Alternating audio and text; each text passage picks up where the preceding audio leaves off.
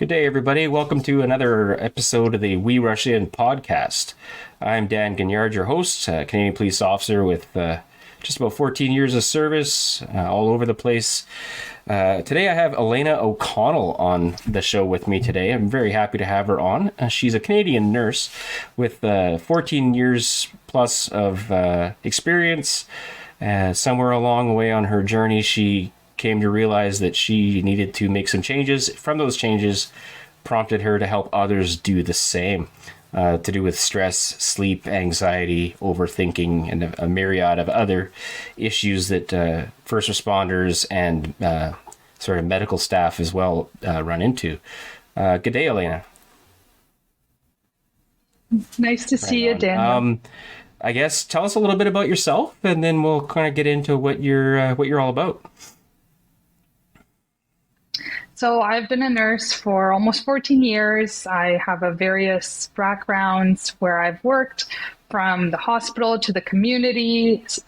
And I've also actually been quite a bit involved in the pandemic, where I was part of the isolation hub for the government of Nunavut. And I also did vaccinations.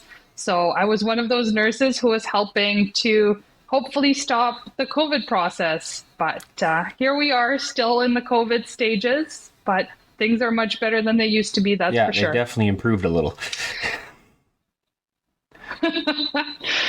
Yeah, and during this time, I think a lot of people went through a lot of hardship, right? With the COVID, the uncertainty, all the constant changes, and I was part of that as well. In end of 2019, I went through burnout, and that hit really hard for me. So I actually went and I took time off from work. I was off work for over 2 months just to be able to gather myself in order to be able to cope at work.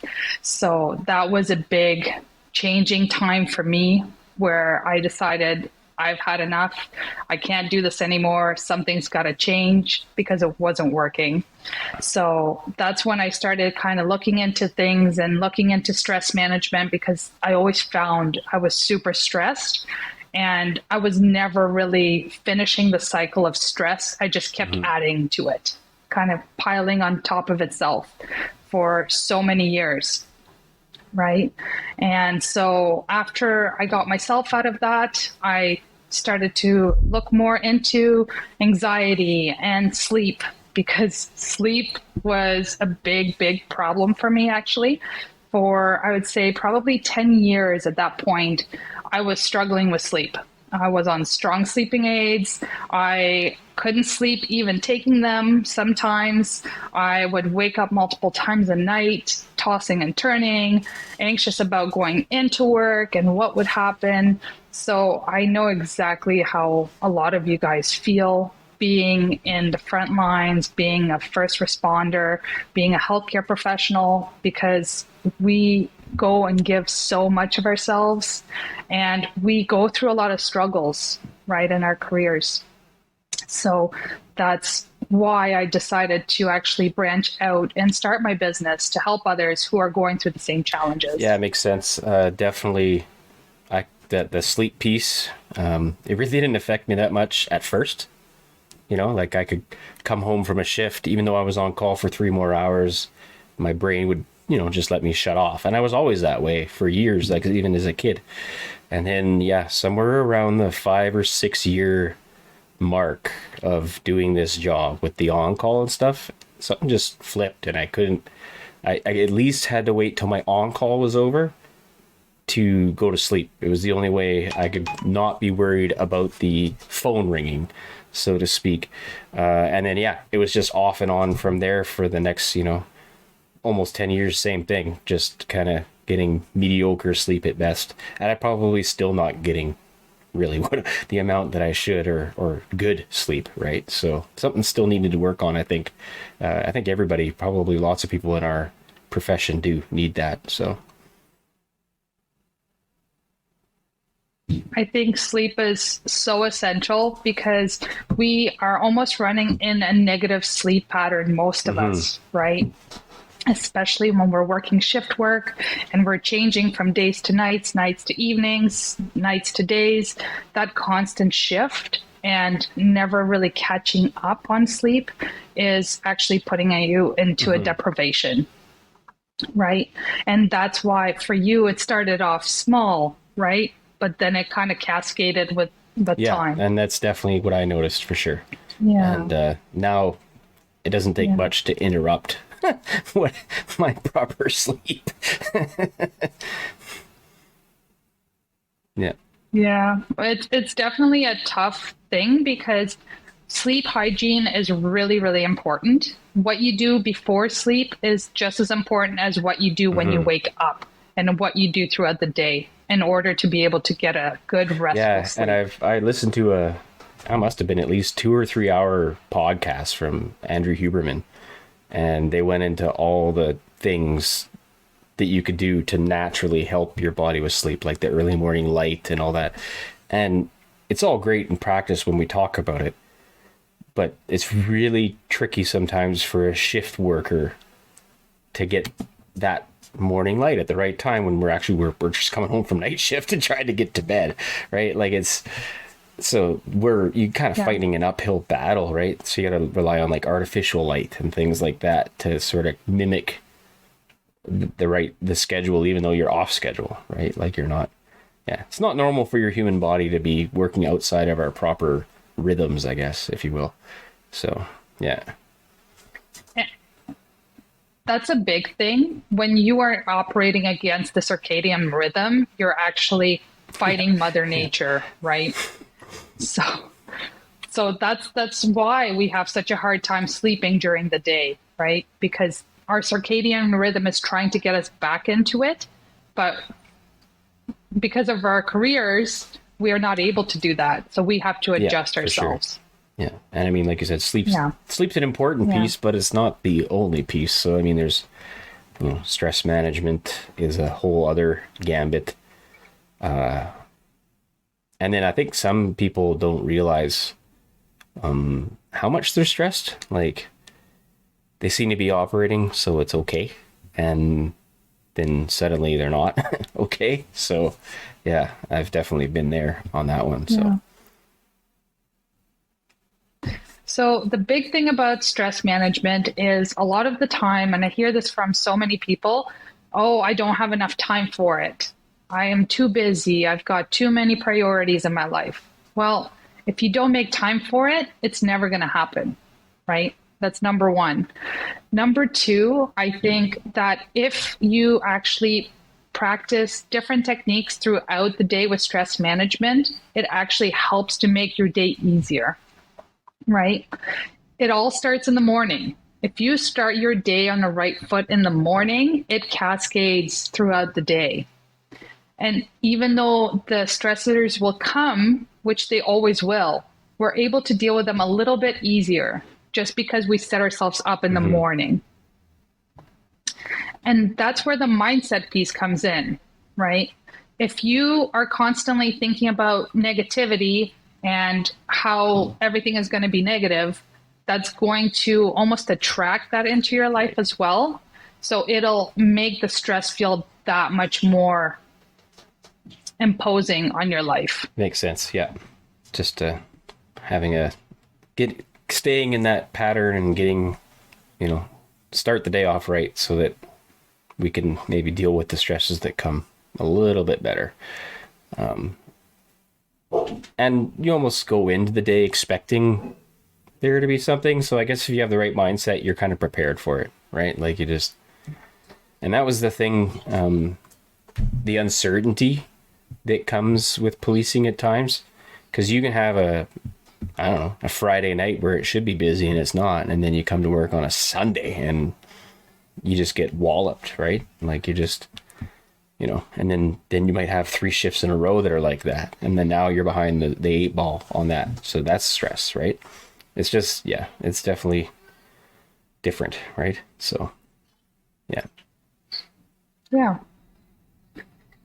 So one of the things that's super simple that you can implement throughout the day is to take a minute, 2 minutes, 3 minutes, and do some breath work. When you start doing some breath work, it can actually help to take the stress down quite a bit. And it's something that you can do anywhere. You can do it in the car, you can do it in the office, you can go in the bathroom and take a couple minutes just for you.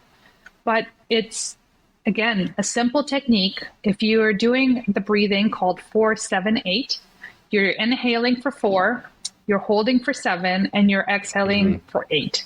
The longer the exhale, the more effect it has on calming your central nervous system and activating the vagus nerve, which in turn helps to take everything down for you with your stress level. That makes sense. I've heard of this as well. And we do something, we don't count it out per se, but it's usually, we call it box breathing or combat breathing. So after a high risk situation, once we've gotten to the point where our subject is under control and we kind of have the situation where we're safe enough again, the idea is a big breath in, hold it for, 4 or 5 seconds, big breath out. And you do that a few times just to gain that clarity and to break that tunnel vision, right? Because when you get into that fight or flight mechanism, you're not thinking and you're not. So that's a way to kind of bring that back to, we tend to forget to breathe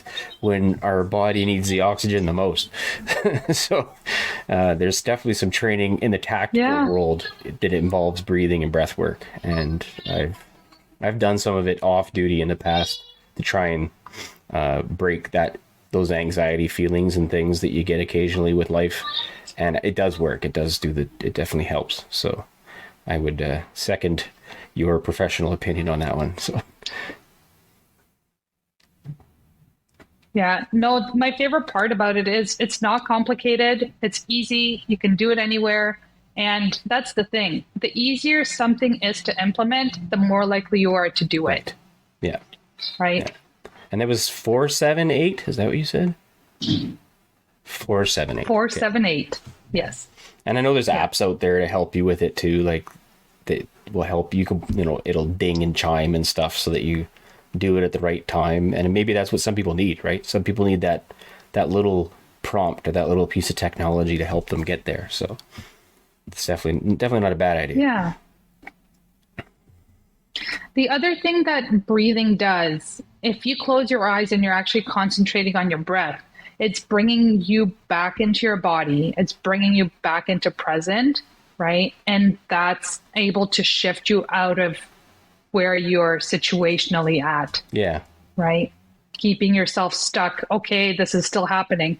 No, now you're grounding yourself and you're bringing yourself back to yourself, which is so important. And I think that's even where that combat breathing comes in after a situations. You're bringing yourself back to like reality, I guess, back to yourself, aware of what's going on.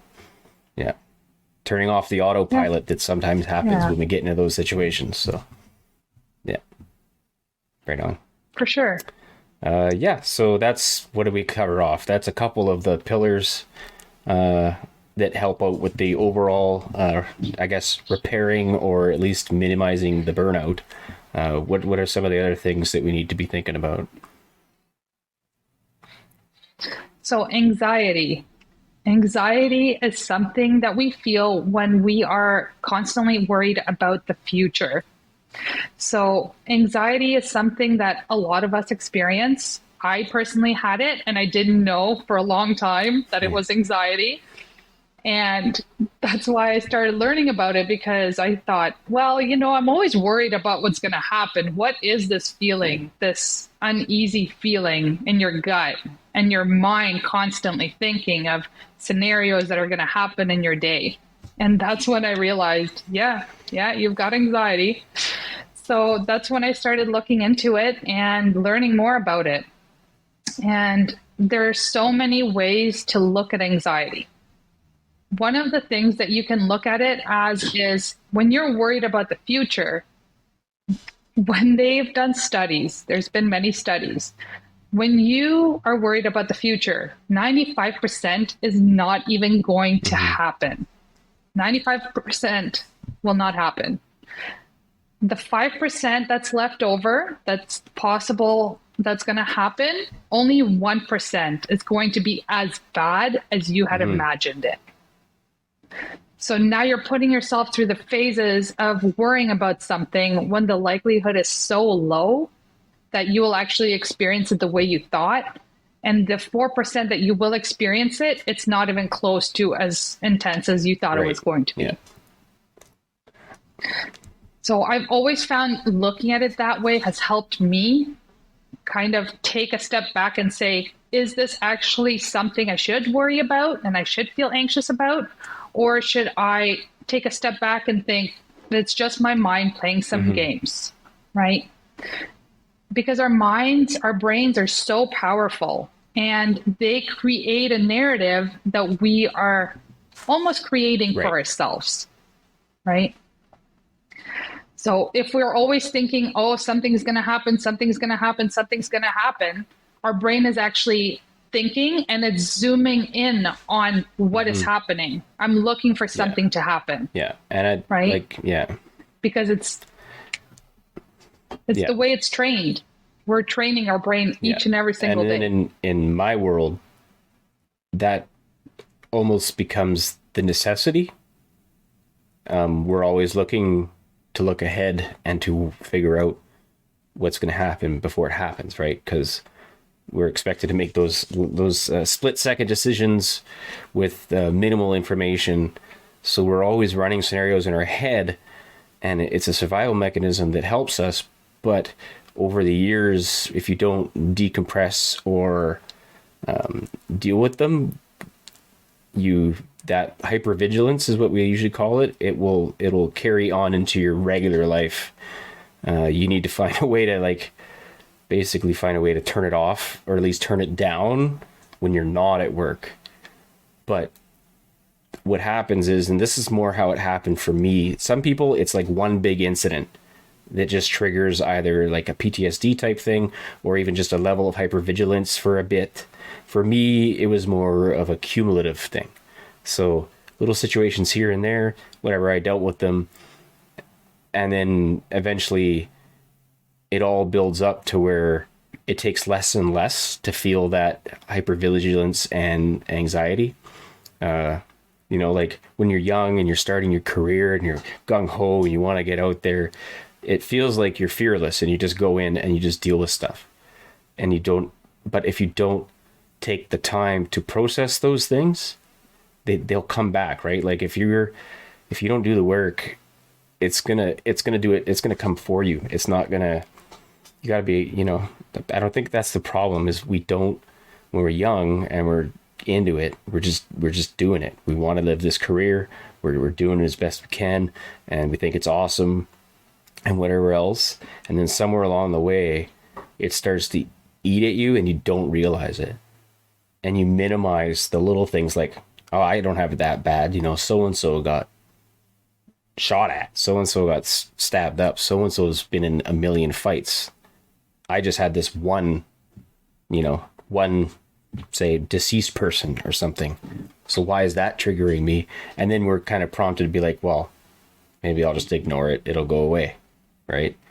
So, but we're doing a lot better job now, I think, or starting to, on the awareness, right? And the killing of the stigma around it. But I think if earlier on in our career, we start doing the things you're talking about, it will prevent us from getting to the point where there's permanent stuff that's that much harder to fix or work on.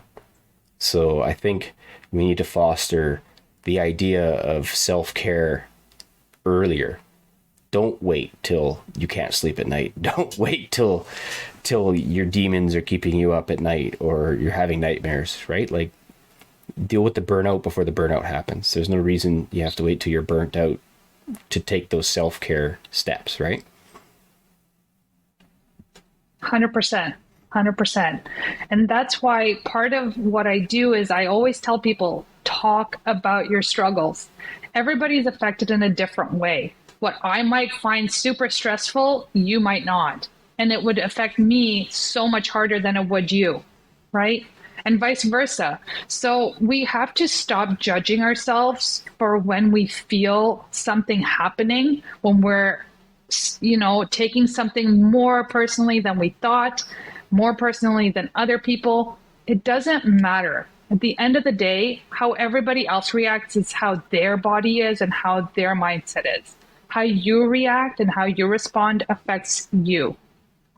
And if you don't take care of yourself, eventually you will spiral out and you will go into burnout, or you will go into depression, or you will go into, many other things that could happen. And it all starts with you just simply acknowledging that you're struggling to process whatever happened, whatever event occurred, and don't feel ashamed.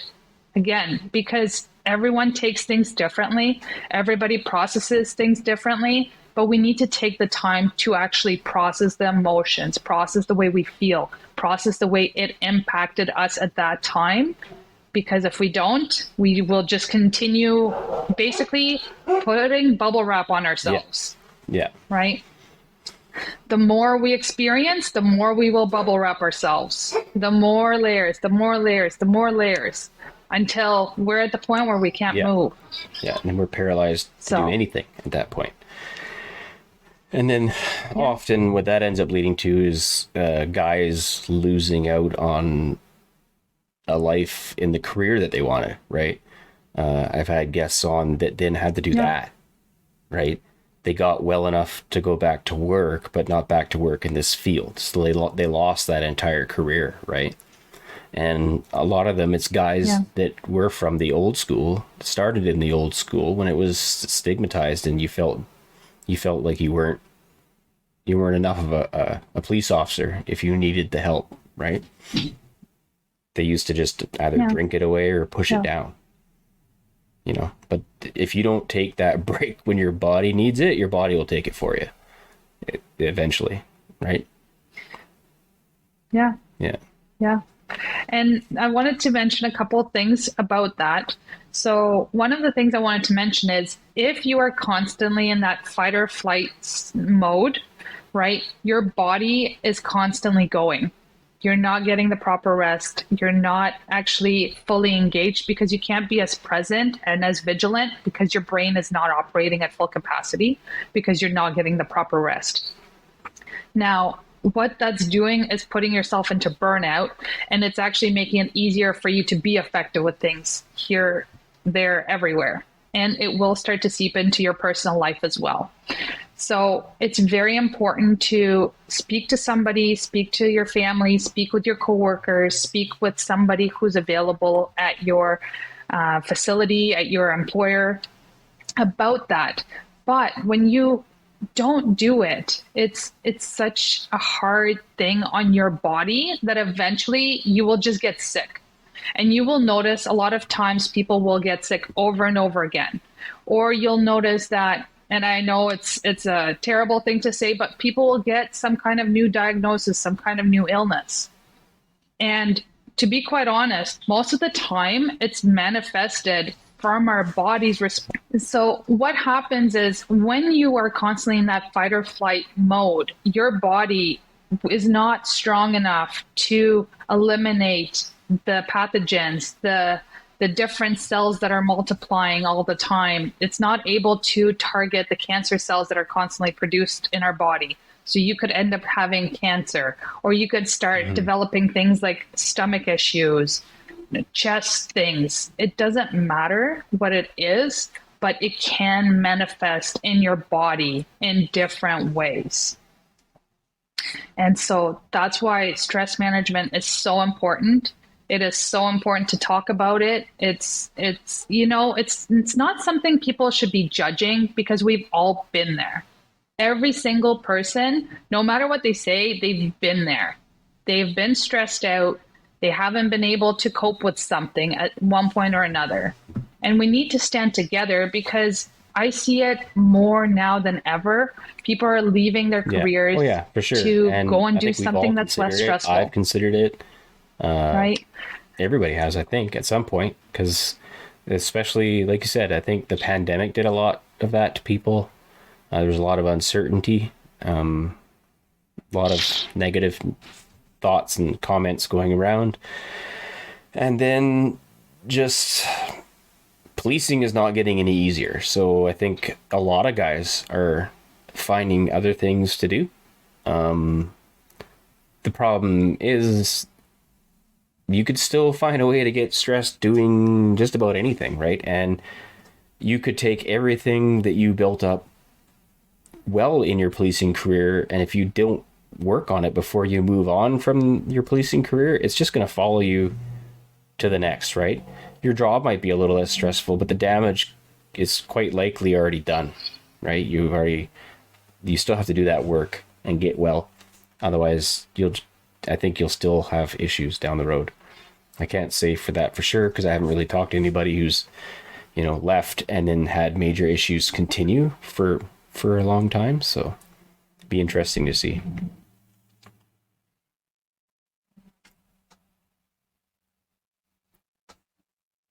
I think it all comes to a point where what is that person choosing to do after they leave? If they go into a happier environment and they start giving themselves more time, more self care, more actual peace, exercise, whatever it may Yeah. be that they need, then they could start reversing everything, right?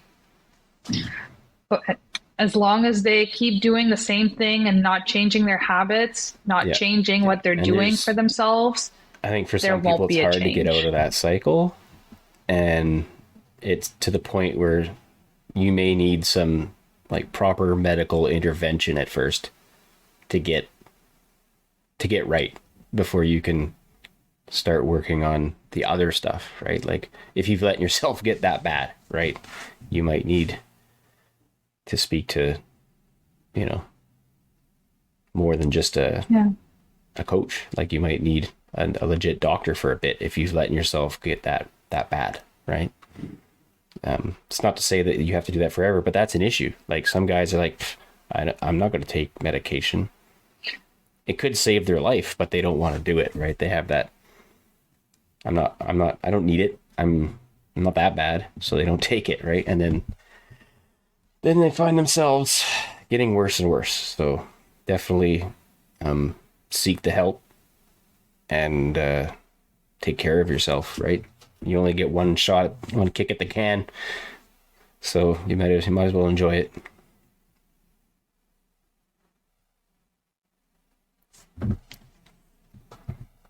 Yeah. And the thing is, I think the first step should always be acknowledgement, right? As soon as you acknowledge that, yes, there's something I need to work on, that's your first step. And that will actually allow you to start working at fixing it. Yeah, Because you and can't I fix think that something that you was don't know even or don't acknowledge that is there. for me was just realizing like, okay, things are okay, but they're not great, and it's not going to get any better. So acknowledging that something has to change. And I think that was a huge turning point for me. So, and I think a lot of guys, that's where they were at. And some more so. Yeah. Like some people, they were ready to take their own life, but something clicked or changed. And they're like, no, I don't want to take my life, but I have to make a change so that I don't. Right. So there's definitely people that have been on the deep end of the thing, you know?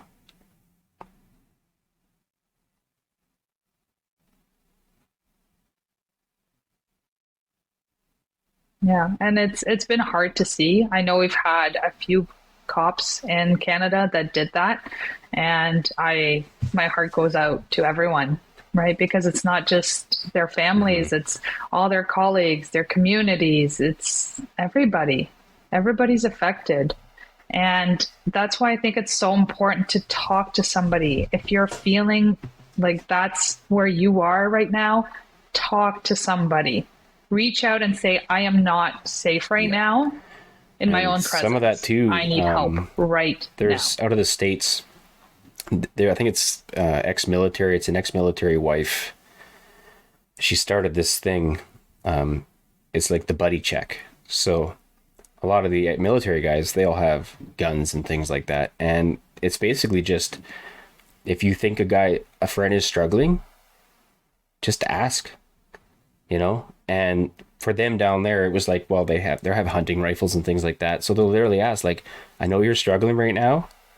And sometimes it's not so much here in Canada, but sometimes they're actually worried about losing those firearms. Like if they commit themselves to a hospital, they're actually worried about losing their right to have those items. So it's a buddy check system where you could check on your buddy, tell him, I know you're not doing well, but let's take these out of the house and let's store them for you somewhere safe until you can get some help. So even stuff like that, or just check on your friends. Like if you know your friends well enough, I mean, some people are pretty good at hiding the way they're feeling, but if something is off, just ask, right?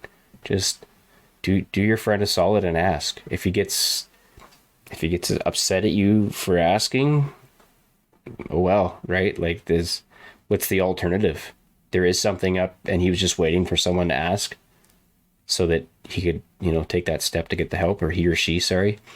Like, yeah, I think we need to do better on that and not be afraid to talk to our friends if we think something's up.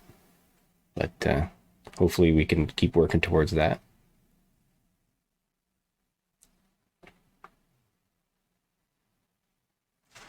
Yeah, for sure. And that's why I think it's so important to create those open relationships, right? Where you can tell them something that's deeply Yeah. private for you, and they can tell you that as well, right? It's about comfort level. And I think it's a good thing to do something like that at work as well, with people that are in the same environment, Yeah. that know And exactly how those you feel, that discussions are won't getting better judge and you, better. People are right? becoming a lot more frank about what they've struggled with in the past.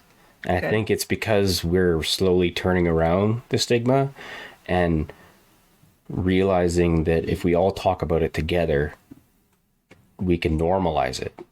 And then from there, hopefully it doesn't get so bad that we need to do more than just sit down and hash it out as a group, right? Even just the act of talking about it, putting it out there and owning it can become such a relief for you.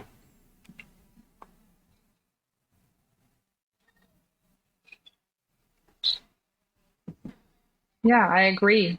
Maybe one of the things that they could do actually in the police force, in nursing and paramedics and firefighting, it's have those meetings, maybe every couple months, just to say, hey guys, we're just going to talk about our feelings Yeah. and open the floor up to how we may feel, right?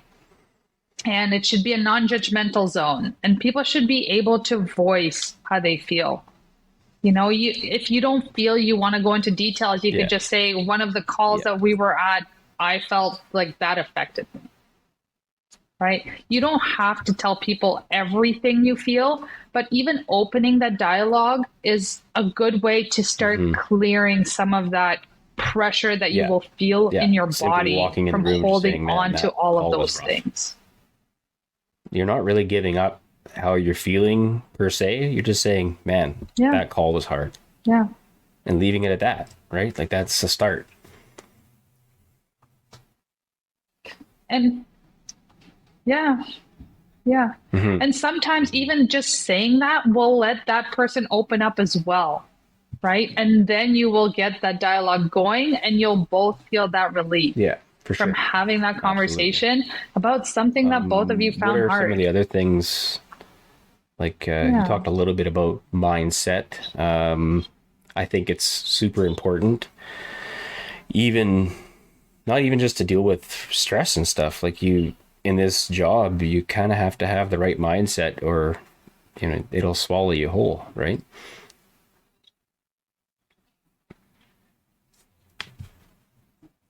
Yeah. So I Mm-hmm. think a mindset is something that we all need to work on all the time. It's not something you Yeah. can flip as a switch and say, I'm good now forever. Life is great. Right? Because we see so much and it affects us. But one of the things that you can do is start your morning in a grateful place, which helps to support your mindset, which helps support you in that positivity. Because when you start your day in a positive way, it's Yeah. going to continue in a more positive way, right? It's all correlated. That's why it's what I do, because I find Yeah, without they each have to. piece, You you need it wouldn't all. have everything else. They all flow into each other. Yeah, yeah. So just even taking 1 minute in the morning and say, "Hey, I'm grateful I woke up today. Hmm. I'm grateful for the Hmm. food in my fridge. I'm grateful Yeah, for my yeah. friends, for having a job, for a beautiful day outside." Right? It's those simple little Hmm. things that can start your day off feeling like, okay, it's going to be good. It's going to be good. And today I'm going to go out there and I'm going to make a difference and I'm going to help people in their Yeah, worst yeah. times. And it's And going one to make thing, me feel good about my I've been contribution. journaling regularly, and I haven't been Right? doing this part of it. But what was doing at the beginning is, even though, no matter what I write in the journal, whether it was a crappy Yeah. day or whatever, at the end, I put down at least two or three things that I'm grateful for that day. So you're kind of ending the day. I do it then at night before I go to bed. So I kind of end the day on that. I'm grateful for Good. these things. And I have kind of slipped on that part of the practice Yeah. lately. There's been a lot going on, but it actually makes a difference, I think. You just, Okay. even if you wrote the same thing every day for a week, so what, right? You putting it out there. So this journal thing is new to me, but I'm Yeah. finding it helpful. So yeah, yeah, yeah. So Yeah. Yeah. yeah. I was actually going to bring that up now that you bring it up. So here we go. Ending your day in a good Hmm. note is also a great way to put your mind at ease, right? Because what you're doing is setting yourself up for a better sleep because you're actually going from negativity, stress, pressure into a grateful attitude. And when you're in a grateful state of mind, you Right. cannot be in any other state, which is why it's actually so profound. So, doing that at the end of your journaling practice is fantastic. I personally do it every single night. I have a gratitude journal. I write it's only three spots. I usually write five or six things because the Hmm. more things that we Yeah. find to I be think grateful people, for, the more especially, we will no offense, have, but like old school people will think that right? stuff's wishy-washy. But when you think about it, like some of the great philosophers in the world, and some great writers, some great military leaders, there's literally, like, they journaled. That was what they did. That book that Matthew McConaughey wrote, the majority of that came out of all of his journaling. It's a really good book, but it's a lot of it is entries from his journals that he had been doing since he was like 18 years old. So I mean, successful people, it's something they do. So if you want to set yourself up for success, the best thing you could do would be to take a Yeah. look at what some of the successful people in the world are doing, and do it, right, and partake in those same practices, because it's obviously working for them and they're doing something for a reason. So I think that will help with the stigma when you realize, like, it's not a sissy thing to do. There's Yeah, for sure. big, strong, tough people that journal and write, and like, No. it's more to help with, like you said, the mindset, and that ability to just bring some positivity into your life, no matter how crappy your day was. Yeah.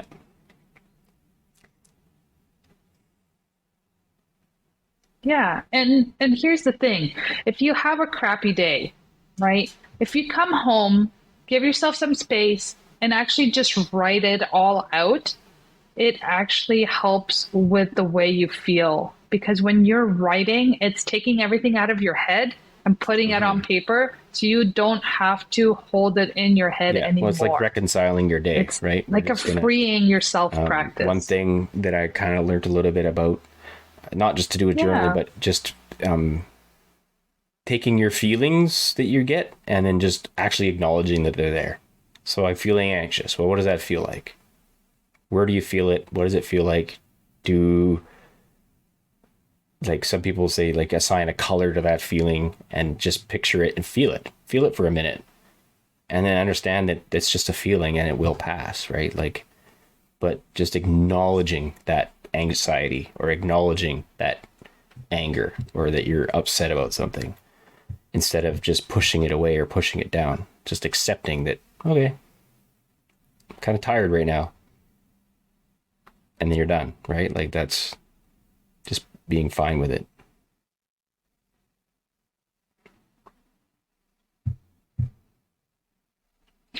Yeah, and that's part of the whole flow of things, right?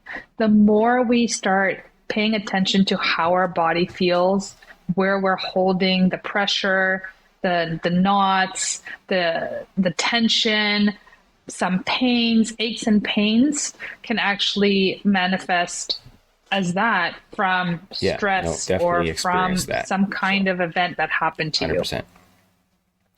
We gotta take Right. better care of ourselves. That's all. Yeah. Yeah. For sure. Absolutely. We got to learn to let things go. That's the big one. Right on. Is there That's the big anything one. else? Did we miss anything?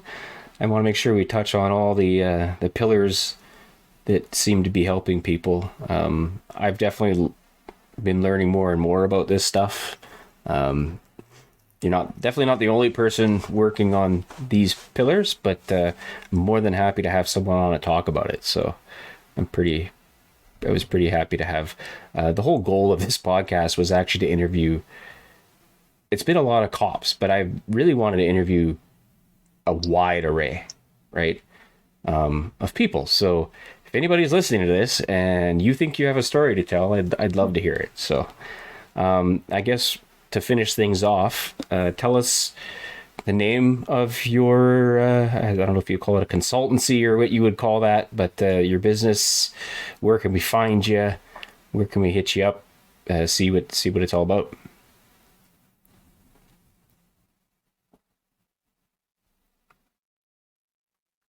So you can find me on LinkedIn. I'm also on Facebook and Instagram, Elena O'Connell. I also do have a website, and I do post every single day about different tips and tricks and strategies to help you improve your life, because you know what? It all starts with small changes, and that's where we need to look at. And my website is stressmindsetcoach.ca. So that's me. And then I also concentrate on having different habits, because our habits is what creates our futures. So the more you start looking at your habits, the Yeah, more you will actually for start sure. seeing changes So in your what life. would be some of the habits, I guess, that Yeah. are encouraged, or do you mean just habits in general, like day-to-day life habits? Like,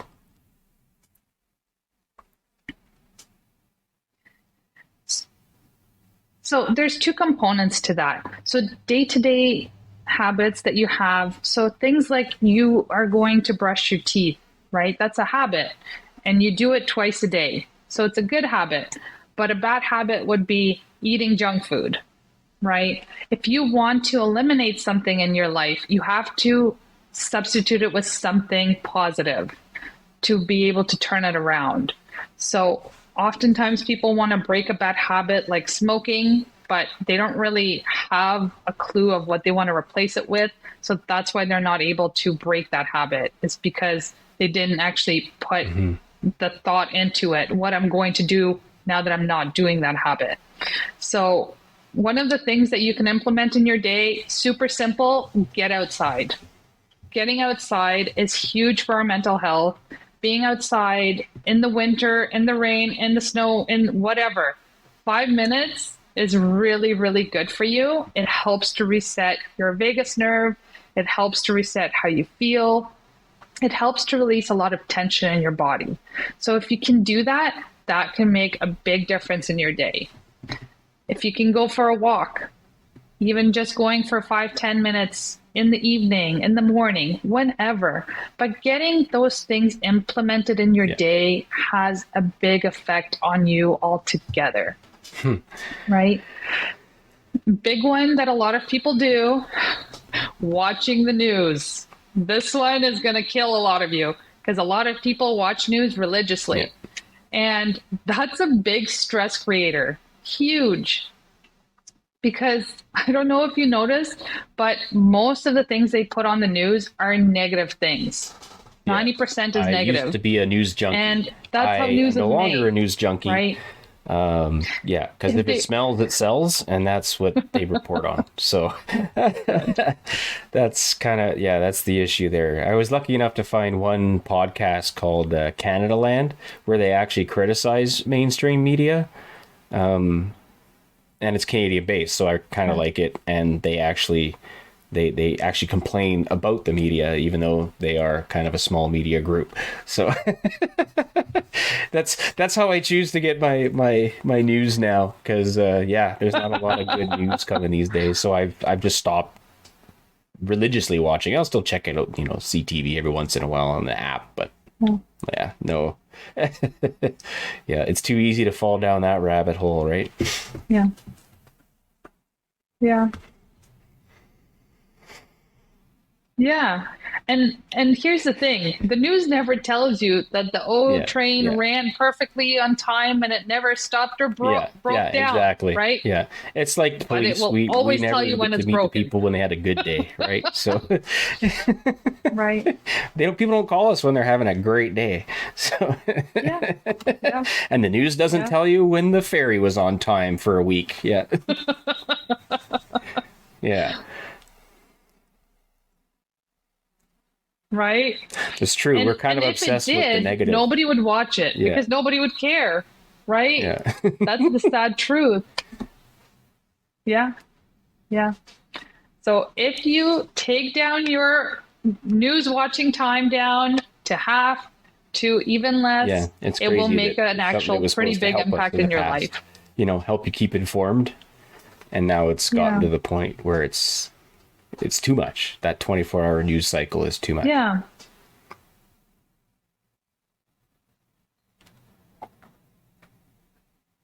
Well, if you notice, you can hear it everywhere. You can hear it when you're out shopping, when you're in a bar, there's always news there. Hmm. You have it in your car. There's always a way that they can reach you, which is kind of scary because they're always there telling you all this negative stuff into your brain. Yeah. And what that's doing, it's programming your brain to think about the negative things, Right on. right? Well, yeah, Yeah. stay off the news, or at Stop least the news decrease it a little, watching right? It's good to have some or knowledge decrease of the it. world events, but Yeah. once you've Yeah. got a handle on what's happening this week, you could probably shut it off. Sure. Yeah, yeah, exactly. Right on. Well, I really appreciate having you on. Yeah. Hopefully, everybody should go and check out your site. Hopefully, some people reach out. Maybe some people need some help, and if they have the means, maybe. I mean, we spend. I've said this numerous times, like especially police officers. We spend money on some dumb stuff that yet we won't spend even some, you won't spend $100 to go do something, for your health, but you'll spend, $800 on a PS5 to sit and play with. So yeah, we got to start taking care of ourselves for sure. So appreciate having you on. Thanks so much. Yeah. Thank you very much for having me here, Daniel. It was great to speak with you today, and I'm so happy to be able to bring you guys some good tips and tricks to help you through your day. And honestly, just if you need help, reach out. Don't hesitate to reach out. Don't second guess how you feel. Do what you think is right, because at the end of the day, it's your life. It's your livelihood, and you need to take care of you. Yeah, absolutely. And don't think about anybody else Got to be because there it for your doesn't family. matter. So right on. Yeah. Yeah.